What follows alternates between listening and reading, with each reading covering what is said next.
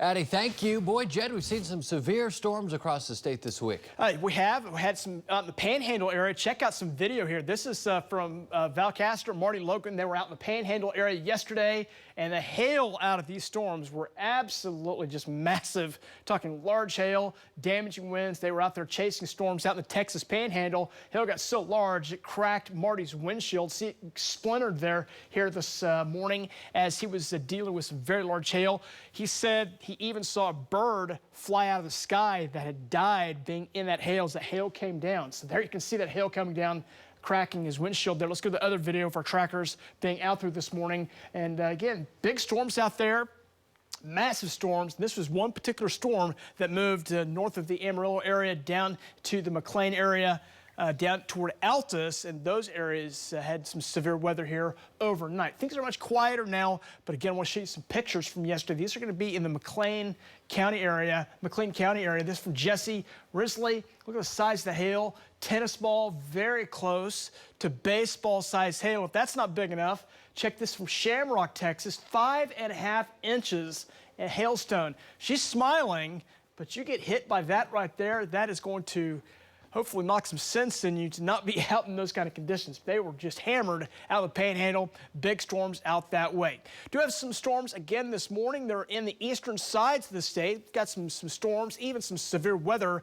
A lot of lightning with these storms. They track over along the Arkansas border. Do also have some up near the Kansas border that we're tracking. So some storms there. Got a little bit of rain also back toward the Stillwater area, tracking on through. Most of that conglomerate of rain and storms to the east of us will be moving out, but still watching some rain kind of forming a little further south right there down along the Kansas border. So Bremen, real close to you, near Newkirk, just north of there, and those will keep riding on to the east. They could sneak down into far northern Oklahoma, so 4 Acre and Shidler, you may be seeing those storms moving into your area. Like I mentioned about Stillwater, a little rain there right now. Looking at next gen, heaviest rain right now is over near Ripley and Cushing, riding to the east now about 30 miles per hour. We're 67 here in OKC. We're dry.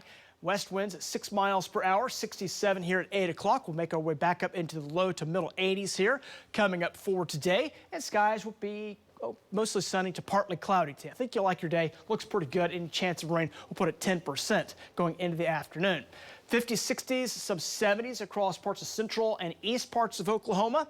Let's check out the temperatures here coming up for today. They'll rebound into the low to middle 80s for most locations today. A little hotter down in southwest Oklahoma, but we'll call it seasonable type weather on the way today. Any chance of additional rain and storms this afternoon? Really, I think will be over in eastern parts of Oklahoma, even the far north. Some scattered storms developing there. Those will be tracking across northeast Oklahoma late today into this evening. And if there is any severe weather, I think again it'll be in the eastern part of the state. Some larger hail, some stronger winds, even some localized flooding will be possible there. 60s overnight tonight, some upper 50s too. Tomorrow's gonna be an interesting day because we've got some hotter temperatures on the way, a lot more powder to that powder keg, should I say. So we'll monitor the opportunity for some storms and some severe weather. This is not locked in. Not all the data has this down, but there are some signs pointing toward a big kind of complex of storms kind of rolling into Oklahoma. If that happens, we're talking winds to about 70, 75, golf ball size hail, and some localized flooding. That'll start west and shift this way. So be paying attention to your Thursday as the chance for some severe weather looks possible there. That'll take you into the evening. We'll track some additional storms coming in late Saturday. That's a possibility there. 30% chance of rain. As temperatures will be heating back up too. We'll be talking some upper 80s and low 90s. That'll take you starting really Thursday. We'll see some storm chances there Thursday, Friday, Saturday, but really for most of your Father's Day weekend, looks pretty dry. First day of summer is next Wednesday. 30% chance of a storm and a high up near 88.